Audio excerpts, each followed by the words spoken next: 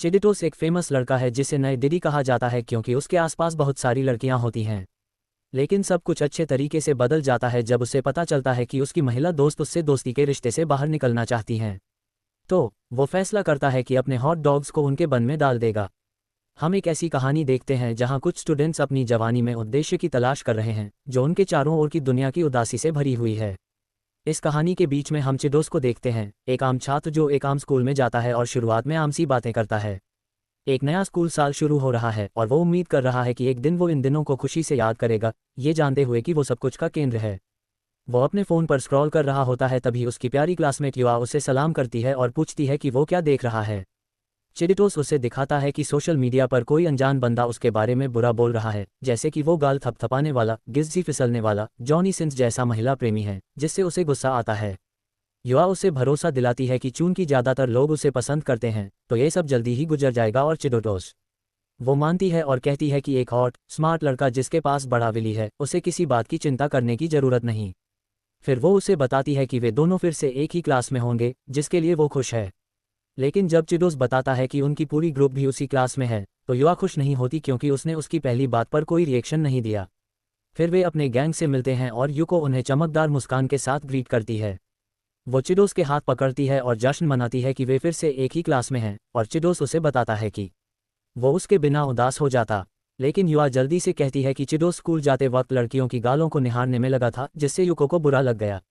चिडोस युवा से कहता है कि वो बस जलती है। इसी बात पर काइदो, जो बास्केटबॉल टीम का सुपरस्टार है, चिडोस को थप्पड़ मार देता है। उसके साथ काजुकी भी है, जो फुटबॉल टीम का सुपरस्टार है।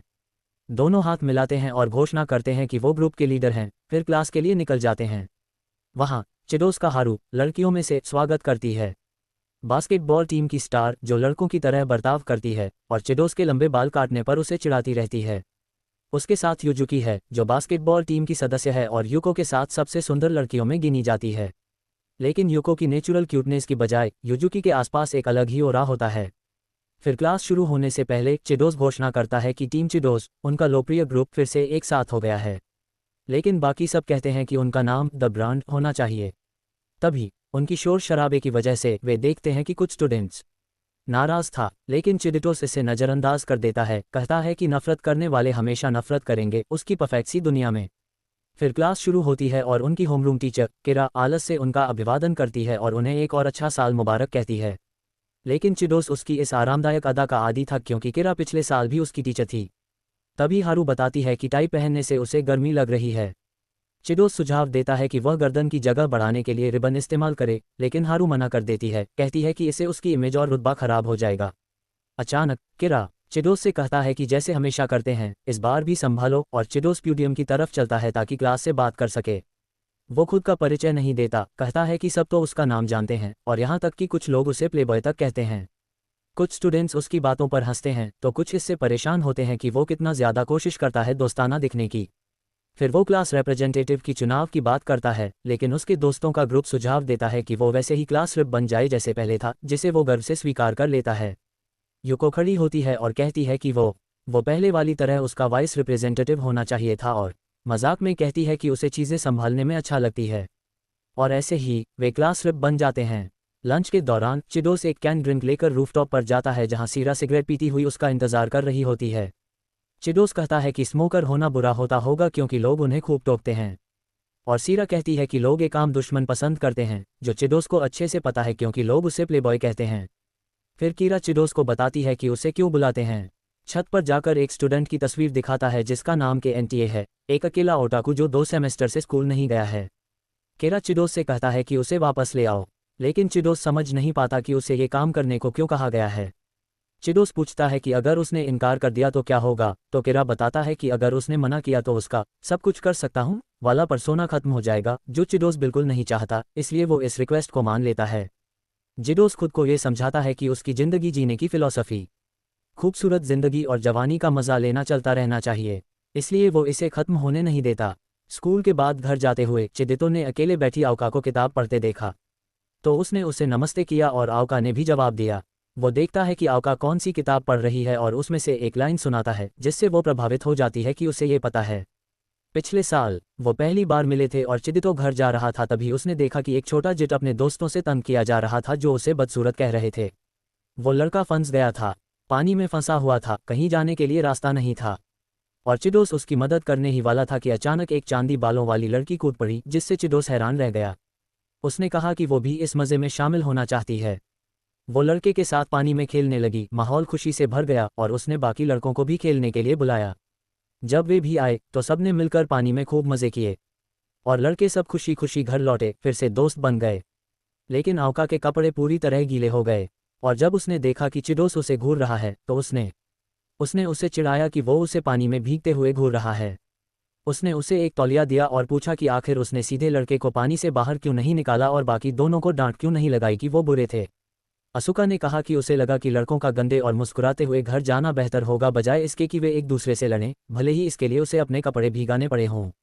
फिर चिडोस ने उससे उसका नाम पूछा और जब उसने बताया कि उसका नाम मतलब कल की हवा होता है तो चिडोस उस पर तुरंत ही उसकी नज़रें टिक गईं।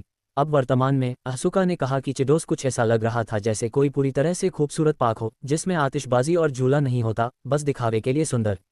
अचानक उसने एक कल्पनात्मक सवाल पूछा कि अगर वह और उसकी सबसे करीबी लड़की दोनों डूब रहे हों और उसके पास सिर्फ 2 सीट वाला कायाक हो तो वह किसे बचाएगा। उसने सुझाव दिया कि कोई एक बस पकड़ कर रह जाए, लेकिन असुका ने कहा कि पानी में पिरान्हा भी हैं। असुका आत्मविश्वास से कहती है कि वो उसे बचाएगी और कहती है कि उसे अपनी क्लास के किसी भी लड़के से ज़्यादा पसंद करती है। चिडोस कहता है कि उसका रोमांटिक प्रपोजल करना खराब है, लेकिन असुका बताती है कि ये प्रपोजल नहीं है। वो दावा करती है कि चिडोस जैसा कोई लड़का दोनों में से किसी को चुनना नहीं चाहेगा म्यूजिक, बल्कि चिडोस दोनों लड़कियों को कयाक में बैठा देगा और खुद पिरान्हा के खाने के लिए खुद को छोड़ देगा म्यूजिक, क्योंकि खुद की कुर्बानी सबसे खूबसूरत फैसला होगा। चिडोस इस बात पर हंसता है और कहता है कि वो ऐसा नहीं करेगा, लेकिन असुका जिद करती है कि खुद को बलिदान करने वाला इंसान वही है जो चिडोस है, जिससे चिडोस कुछ कह नहीं पाता। उस रात चिडोस चांद की तरफ देखते हुए सोचता है कि क्या वो अपने आसपास लाखों लोगों में सच में अपनी भूमिका निभा रहा है। जब वो चांद को देखता है तो सोचता है कि क्या केंटा भी वही चांद देख रहा है, लेकिन उसे पता नहीं है कि केंटा ने अपनी पर्दे बंद कर रखे हैं क्योंकि उसने खुद को दुनिया से दूर कर लिया है। अगले दिन युजुकी चिडोस से सवाल करती है कि क्या उसे कोई परेशानी है, और चिडोस नहीं हैरान था क्योंकि उसे पता था कि युजुकी वो लड़की है जो लोगों के मूड को समझ लेती है। इसलिए उसने उससे अपनी मिशन के बारे में बताया कि किरा ने उसे कहा है कि केंटा को वापस स्कूल लाना है। युजुकी ने कहा कि वो उसके साथ चल सकती है क्योंकि साथ में जाना अच्छा रहता है, और उसने देखा कि युजुकी मदद की पेशकश करते वक्त भी खुद को पूरी तरह से परफेक्ट दिखाने की कोशिश करती है। उसने कहा कि उसने पहले ही किसी से मदद मांगी है, तो युजुकी ने कहा कि वो कभी भी उसकी मदद मांग सकती है क्योंकि उसे उन लोगों की मदद करना पसंद है जिनका वो सम्मान करती है। स्कूल के बाद चिडोस युआ का इंतजार करता है जब वो आती है, फिर वापस जाकर मेकअप करती है ताकि चिडोस के सामने अच्छी लगे। वो पूछती है कि उसने उसे क्यों बुलाया, तो वो कहता है कि उसके उलट उसके पास ज़्यादा ऐसे लोग नहीं हैं जो उसे नापसंद करते हों।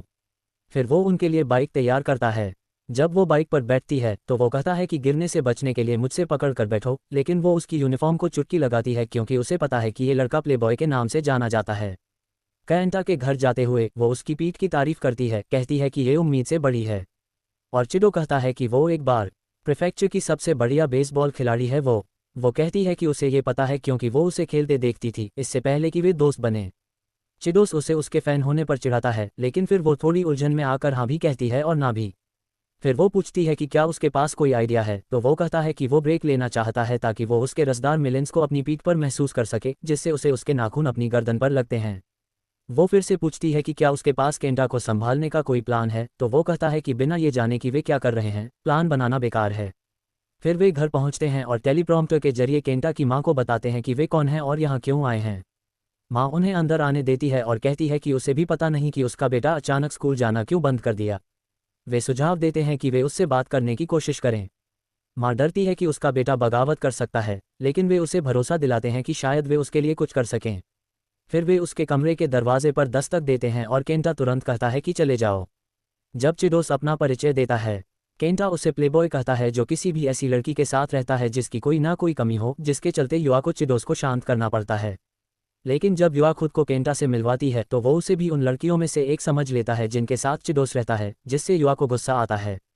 केंटा उन्हें ये भी कहता है कि वो सिर्फ इसलिए परवाह करते हैं क्योंकि टीचर ने कहा है। तो चिडोस उसे शांत करने की कोशिश करता है और अपनी पसंद की बात करता है, लाइट नॉवेल्स। लेकिन केंटा उन्हें चौंका देता है कि उन्हें लाइट नॉवेल्स की सही जानकारी भी नहीं है और वो बस उन प्रसिद्ध कहानियों का फॉलो कर रहे हैं, जैसे the day I got reincarnated as Diddy, या तो मैं अपने पापा बन के जागता हूँ, इसलिए मुझे अपनी मम्मी को थप्पड़ मारना पड़ता है ये पक्का करने के लिए कि मैं हूँ। ग्रेटर दैन, अरे यार क्या ग्रेटर दैन। वे मानते हैं कि वे दोनों में से किसी को फॉलो नहीं करते और युवा उससे सलाह मांगती है, लेकिन केंटा उसे कहता है कि वो दिखावा करना बंद करे कि उसे दिलचस्पी है और जाकर नहाने में फिसल जाए। फिर भी युवा कहती है कि उन्हें बात करनी चाहिए और केंटा धीरे धीरे उससे खुलने लगता है। ये देखकर चिदितो कहता है कि उसे पीछे हट जाना चाहिए, लेकिन इससे केंटा गुस्सा हो जाता है क्योंकि उसे लगता है कि चिदितो उसे हार मानने वाला समझता है। चिडोस बाद में युवा के साथ बस पे टकरा सकते थे, लेकिन जब उसने उसकी जहरीली नफरत महसूस की तो चिडोस कहता है कि उन्हें चले जाना चाहिए और केंटा उन्हें वापस आने को कहता है कि उनका कोई मेल जोल नहीं है। घर वापस जाते वक्त युवा पूछता है कि क्या चिडोस को उस मीटिंग से कुछ लगा, और चिडोस के दिमाग में बस यही है कि केंटा उससे इतना नफरत करता है कि अगर हो सके तो उसकी खीरा तक काट डालता। तुम समझ सकते हो कि केंटा चिडोस से नफरत क्यों करता है, पर युवा चिडोस को भरोसा दिलाती है कि नफरत के बावजूद भी वो कूल ही है। फिर वे कुछ उपन्यास पढ़ने के लिए ले आते हैं और जैसे ही वे घर लौटते हुए उनके सामने नारंगी आसमान छा जाता है। इस बीच युवा ने चिडोस का हाथ कसकर पकड़ रखा है। उस रात चिडोस ने कुछ अलग करने का फैसला किया, इसलिए अगले हफ्ते वह युको को लेकर केंटा से मिलने जाता है, सोचकर कि शायद वह मदद कर सके। बाइक पर युको उसे चेतावनी देती है कि वह बैठ जाए क्योंकि लोग उसे सोता हुआ देख सकते हैं, लेकिन उसे परवाह नहीं कि कुछ अनजान लोग ये देख लें। तो चिडोस मजाक में कहता है कि उसे भी दिखा दे, लेकिन वह कहती है कि ये तो उन्हें उनके खास दिन पर ही दिखेगा। जब वह उसके पीछे बैठती है तो कहती है कि चिडोस नहीं, अब पहले की तरह पसीना नहीं आता, लेकिन ये बात उसे निराश करती है क्योंकि उसे उसके पसीने की खुशबू पसंद है। वो अपना कूल्हा उसके ऊपर धकेलती है और ऐसे ही रहती हैं जब तक वे केंटा के घर नहीं पहुंच जाते। वहां केंटा फिर से चिडोस और उसके फैलाए हुए रोगों को भगा देता है। जब उसे युवा की कोई खबर नहीं मिलती तो केंटा पहले से ही जानता है कि उसे उसकी परवाह नहीं है, लेकिन चिडोस उसे यकीन दिलाता है कि वो ऐसी नहीं है। फिर युको खुद को केंटा से मिलवाती है और जैसे पहले केंटा उसे कहानी की एक बड़ी कमजोरी कहता है। चिडोस ताली बजाना पसंद करता है, पर उसे समझ नहीं आता कि उसका मतलब क्या है। जब चिडोस समझाता है तो वह नाराज हो जाती है और कहती है कि उसके कहानी के फंदे लिमिटेड एडिशन हैं और उसके शब्द कठोर हैं। केंटा बताता है कि युको शायद सिर्फ चिडोस के सामने अच्छा दिखने के लिए यहाँ है, और वह स्वीकार करती है कि हाँ, वह उसे प्रभावित करना चाहती है और उसकी सोच में नंबर 1 लड़की बनना चाहती है। केंटा नहीं चाहता कि वह किसी और को प्रभावित करने के लिए उससे दया पाए, लेकिन उसकी बातों से युको को कुछ समझ आता है। वह केंटा से पूछती है कि क्या उसने आना बंद कर दिया है म्यूजिक स्कूल में, क्योंकि एक लड़की ने उसे रिजेक्ट कर दिया था, और वो इस बात की पुष्टि करता है कि वो लड़की भी वैसी ही है जैसे कोई चिडोस को इम्प्रेस करने की कोशिश कर रहा हो। लेकिन केंटा के उलट युको कहती है कि वो उससे बेहतर लड़कियों के बीच उसे जीतना चाहती है और ये कि वो सभी के साथ अच्छा व्यवहार करता है, इसलिए उसे उससे फीलिंग्स हैं। ये सुनकर केंटा परेशान हो जाता है, तो चिडोस युको से नीचे चाय पीने को कहता है जबकि वो खुद केंटा की जगह लेता है। जो हुआ उसे समझते हुए चिडोस केंटा से दरवाज़ा खोलने को कहता है ताकि वे बात कर सकें और वो उसकी मदद कर सके, लेकिन केंटा दरवाज़ा खोलने से मना करता है, चिडोस से दूर जाने और माटी खाने को कहता है। लेकिन जब चिडोस चलता है तो केंटा चुपचाप चाहता है कि काश वो भी उनके साथ दरवाजे के दूसरी तरफ होता। फिर कुछ ही पलों बाद केंटा अपनी खिड़की में एक साया देखता है। अचानक चिडोस बेसबॉल बैट से खिड़की तोड़ देता है, जिससे केंटा हैरान रह जाता है। मुस्कुराते हुए वह केंटा को अपने साथ जुड़ने और एक दूसरे में कुछ समानता खोजने के लिए आमंत्रित करता है। केंटा चिडोस से कहता है कि जो उसने किया वो अपराध है, लेकिन चिडोस उसे भरोसा दिलाता है कि केंटा की माँ उसने उसे अनुमति दे दी। चिदितोस फिर केंटा के सामने बैठ जाता है, लाइट ऑन करता है और कहता है कि वे दिल खोलकर बात करें। ये सुनकर केंटा अपना दिल खोल देता है और बताता है कि उसे पॉपुलर लड़के कितने नफरत करते हैं क्योंकि वे उसके जैसे लूजर्स को तुच्छ समझते हैं और उन्हें ये सीखना चाहिए था कि ऐसे लोगों के साथ इंसानों जैसा व्यवहार करना चाहिए। वो आगे कहता है कि वे सिर्फ इसलिए पॉपुलर हैं क्योंकि वे अच्छे दिखते हैं या एथलेटिक हैं, लेकिन चिदोस उसे गलत कहते हुए बताता है कि कुछ लोगों के पास शारीरिक खूबी होती है। फायदे ये हैं कि युको, युवा और उसके एथलीट दोस्तों ने भी अपनी मेहनत से वो मुकाम हासिल किया है जहां वे हैं। केंटा कहता है कि हारने वाले लोग जैसे वह चाहे कितनी भी कोशिश कर लें, टैलेंटेड बच्चों को हरा नहीं सकते, इसलिए ये सब बेकार है। लेकिन चिडोस इससे सहमत नहीं होता और कहता है कि उसे खुद पर और अपनी मेहनत पर यकीन रखना होगा कि एक दिन वह सफल हो जाएगा। फिर चिडोस केंटा को संवाद करना सिखाता है। जब केंटा कोशिश करता है तो वह बात करने में कामयाब हो जाता है कि चिडोस ने कैसे लाइट नॉवेल पढ़ना पसंद करना शुरू किया है। केंटा बिल्कुल यकीन नहीं करता कि चिडोस को सच में लाइट नॉवेल्स पढ़ना मज़ेदार लगता है, लेकिन चिडोस केंटा से कहता है कि उसने पूरे एक हफ्ते तक in ether world as Bonnie Blue जैसे मास्टरपीस पढ़े हैं। तो मुझे हजारों गिजीज खानी पड़ती हैं और मैं जन्म से ही हारने वाला हूँ। इसलिए मैंने फैसला किया कि मैं जॉनी सिंस बन जाऊंगा, ये साबित करने के लिए कि चिडोस सच में पढ़ता है। फिर वह केंटा को विस्तार से वो कहानी बताता है जो उसने पढ़ी थी, संगीत, जिससे केंटा हैरान रह जाता है और चिडोस कहता है कि वह वाकई में एक शौकीन रीडर है। केंटा चिडोस से पूछता है कि उसने ये सब क्यों किया, और चिडोस कहता है कि उसे वो लोग पसंद नहीं जो दूसरों को जाने बिना उनकी बुराई करते हैं, ठीक वैसा ही जैसे कि नता ने उसके साथ किया था।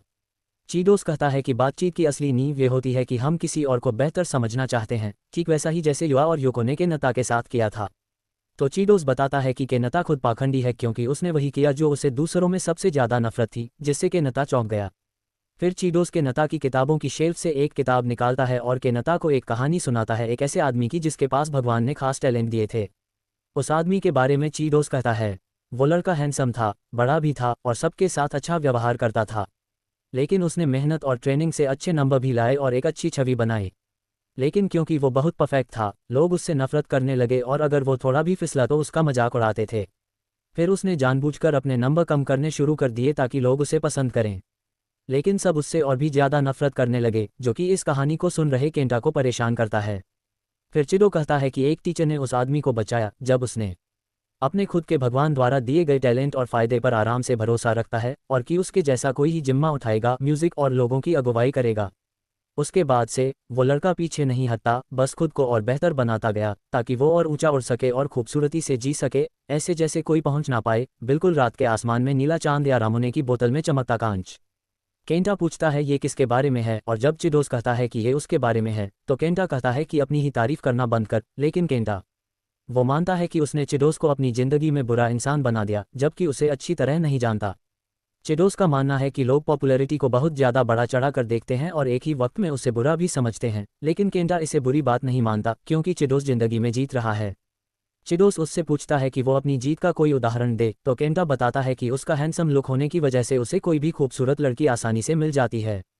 लेकिन चिडोस संगीत कहता है कि रोजाना उसे महिला प्रेमी कहे जाने की वजह से ये उसकी कमजोरी भी है। केंटा कहता है कि कुछ लोग उन्हें नीचा दिखाना चाहते हैं। चिडोस भी मानता है, लेकिन वो केंटा को भरोसा दिलाता है कि उसके दोस्त सब अच्छे लोग हैं। चिडोस सुझाव देता है कि केंटा को अपनी बातों पर ध्यान देना चाहिए, दूसरों की नफरत पर नहीं। केंटा बताता है कि उसके लिए डेट करना आसान है। चिडोस इसे मानता है, लेकिन कहता है कि दिक्कत तब होती है जब उसके अपने दोस्त उसके लिए भावनाएं रखते हैं और उसे अपने ही दोस्तों की भावनाओं को ठुकराना पड़ता है, जो कि उसके लिए बड़ा झंझट होता है। बुरा आदमी बना दिया गया। केंटा फिर अपने साथ जो हुआ उसके बारे में बात करना चाहता है और चिडोस को राहत मिलती है कि वो खुलकर बात करना चाहता है, लेकिन चिडोस केंटा से कहता है कि उसे पहले से ही अंदाजा है कि केंटा ने कैसे अपनी फीलिंग्स एक ओटाकू दोस्त को बताए और उसे बेदर्दी से रिजेक्ट कर दिया क्योंकि केंटा कोई हॉट हैंडसम लड़का नहीं है, जिससे केंटा उससे और सबसे नफरत करने लगा।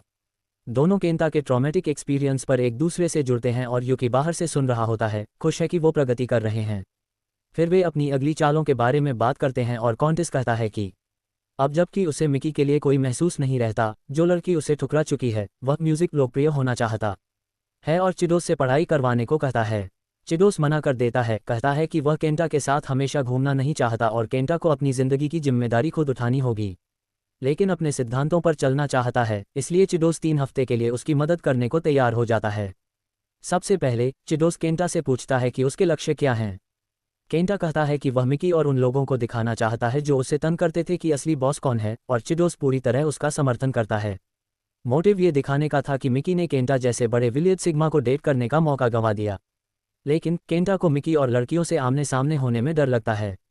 तो चिडोस केंटा से कहता है कि